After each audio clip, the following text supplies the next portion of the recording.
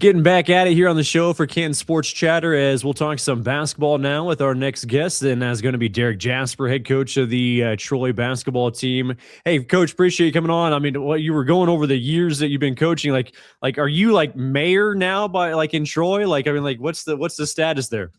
Coaching's kind of like probably being the mayor. You can't please everybody, so I'm sure you make some friends and you make some enemies. So no, I'm not there yet, but been happy to be able to spend most of my teaching career and coaching career in my hometown of Troy, Kansas. Of course, I love this place. 30 plus years coaching. For you, did you envision that? Like, what was your mindset growing up there in Troy and especially after high school? Yeah, I was always involved in sports and always watched every sport you can imagine on TV and played all the sports. And when we were younger, I had a good group of friends and classmates, and we always had a good team. And they always kind of felt like I was kind of the coach on the field, even back like in 4th or 5th grade. I was kind of doing some coaching. So I guess it kind of came natural to me. And then as I went into middle school and high school, my coaches there kind of always told me that I was like having another coach on the floor, on the field. So kind of got me jump started into what I wanted to do with my life. Were you drawing up plays in grade school? Always. I love to draw them up in the dirt, and I still do like to draw them up in the dirt, like make up some stuff. And yeah, always fun. It seemed like I was always quarterback or point guard, so those positions kind of lend themselves to being the coach also. Drawing up plays, whether it's for football or, specifically for basketball, this time of the year, but like how much creativity can you still get nowadays? Or has everything been done and everyone's just kind of reinventing or, trying to tweak things? But like, how much creativity is there still in finding new stuff? Well, everything I'm drawing up is stolen from somebody. Either you see stuff on TV or now you get on the internet, Twitter. There's all kinds of things that have plays and diagrams. So it's a lot different here in the last decade or so for coaches than it was back when I first started coaching, when you had to buy books or go to clinics. Those things are kind of, there's still coaching clinics out there, but those things are kind of by the wayside because you can get on the internet and look up stuff and think you're a good coach at drawing up plays. But all the plays you see on the internet don't always adapt to your team. You still got to do what is best in your style and what best fits your personnel. So I enjoy doing that, enjoy, looking up plays, but, the kids can only remember so many plays also. Sure. So you got to kind of limit what you're doing. Well, I always, especially like in football, you always hear about, okay, hey, there's a scheme that, a coach has and their coaching staff has, and they implement it, from a young age, and they work it year after year. And by the time they get in high school, they're great at it. Do you see the same for basketball? Like, do you keep with like the same system like over the years, or are you more adaptive? No, if I have a word for our youth coaches and our junior high coaches, getting the younger girls ready to come into high school girls basketball, I don't care what kind of defenses they run or what kind of plays they run. They just need to learn the fundamentals. They need to be able to dribble with both hands and handle the ball without traveling and be able to play good defense and get in a stance and know how to box someone out. Those are the main goals I think for youth coaches and junior high coaches. Make sure the kids know the fundamentals. The high school coach will, handle the defensive and offensive philosophies. If he's got kids that can play and are good in the fundamentals, then he can make something work with them. About how much time now, high school, like hopefully not as much, but like, are you working on those fundamentals still, or is it more, systematic?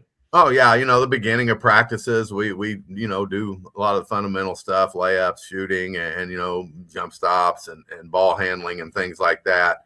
And then you kind of get into the nitty gritty of your practice, offense and defensive schemes. That's kind of the way we run our stuff. Our warm up is a lot of fundamentals and stuff, and then get into offensive and defensive schemes, and later on you go into the year. Yes, you're kind of getting into scouting some teams, in the postseason, we put a little bit more time into scouting our opponents. So you spend a little time on that and you kind of put the fundamentals on the back burner, but especially early in practice and early in the year, you still got to work on those fundamentals every day. I think I heard Michael Jordan even say, every day he's doing something that seems so simple.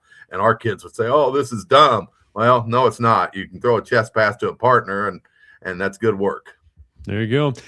Like you mentioned, the scouting report, like what goes into your scouting report? Like what things are you trying to break down and how much time do you spend on that per game?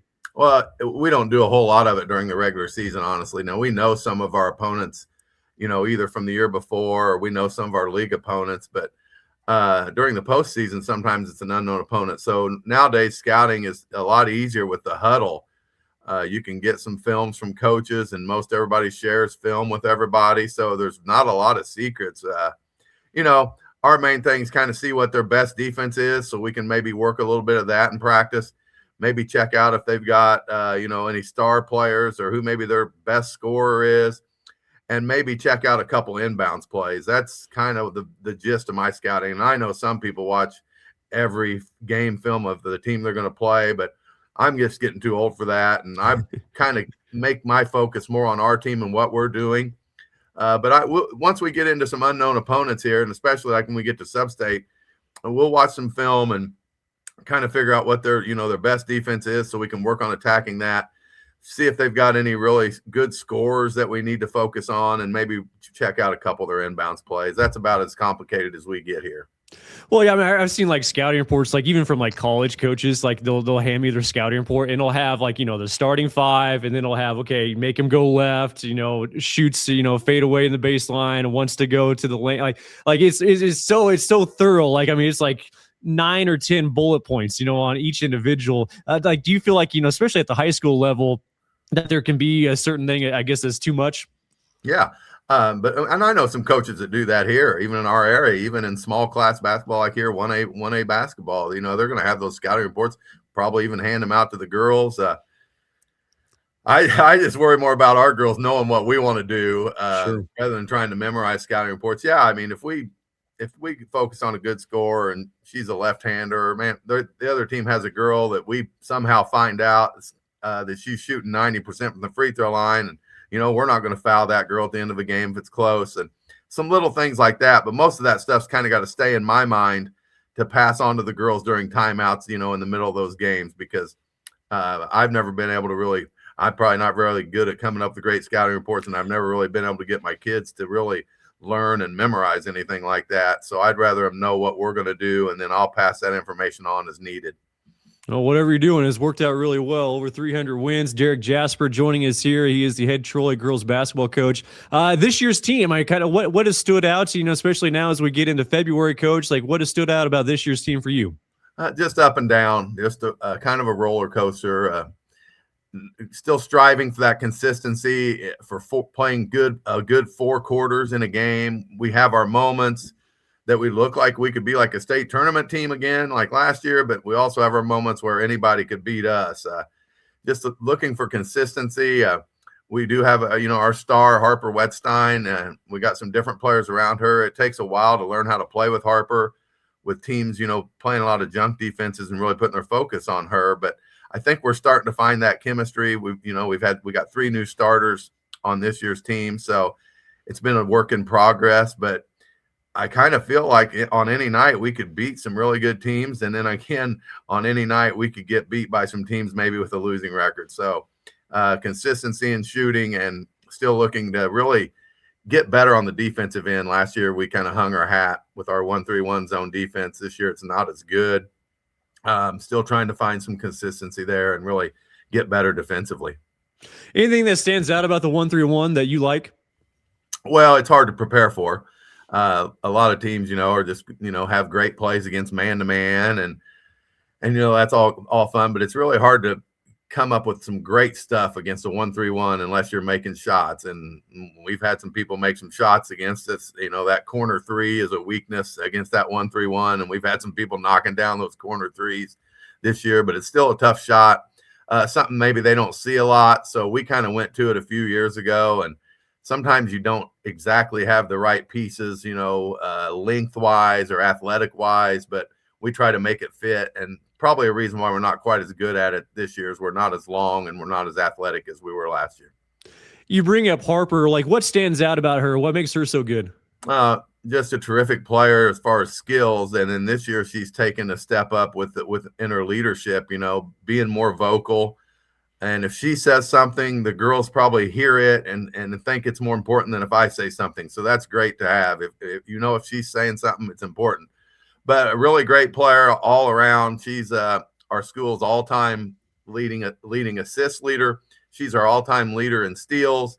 And if she stays healthy, she's going to be our all-time leader in points here very soon. So that's quite an accomplishment, and committing to D1 Northern Iowa is also great. Coming from a small town like this, of course, those schools see them playing in summer ball and things like that more than they do on the school team anymore. So a lot of that recruitment happens when she's playing with her AAU team, and I'm kind of out of that, but those are where you kind of get seen anymore. So really good, though.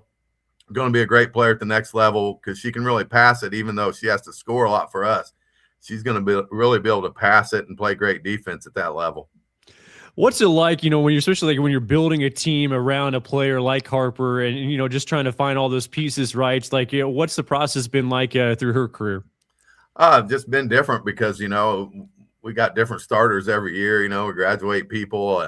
So it's a little bit different each time. We've never had a lot of size here at Troy. So we're really guard oriented, and, we'll play fast when we need to, but we can also slow it down and play in the half court. But just executing some sets for Harper, trying to get her some looks, but then people got to play off of those sets, because when they adjust or double team or whatever, we're going to have some girls that can make some plays when they're wide open. But it's a really hard thing to do. I haven't had to do this a whole lot in my career because I haven't had a great star player. I had the girl that Harper's chasing, Abby Winder, is in the Hall of Fame at Benedictine, but that was back in the early 2000s when I had her, and she was more of a swing forward. So having the point guard be your best player and people really focusing on her has been a little bit different for me. And, if somebody really wants to, I really believe this, if somebody really wants to take one player away on the other team, they can do it. So, your other people got to be able to step up and play and make some things happen. So 29 years now as the coach of the girls basketball team, like, have you hit that point where you're starting to have, former players and their kids?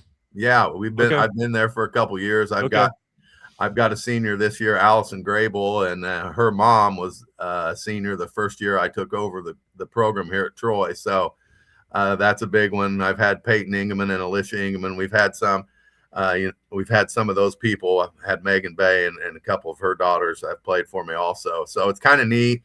The only problem is the look they give you when you accidentally call them by their mom's name. And I'm at that point where I do that now some. Call the girl their mom's name, and then you kind of get a dirty look. So, but anyway, that's a fun part of it. Good stuff. Hey, Coach, appreciate the time. Best of luck the rest of the season. You bet. Thanks for having me on, Cole. That is Derek Jasper, head coach of the Troy girls basketball team. We'll have more of the show after the break.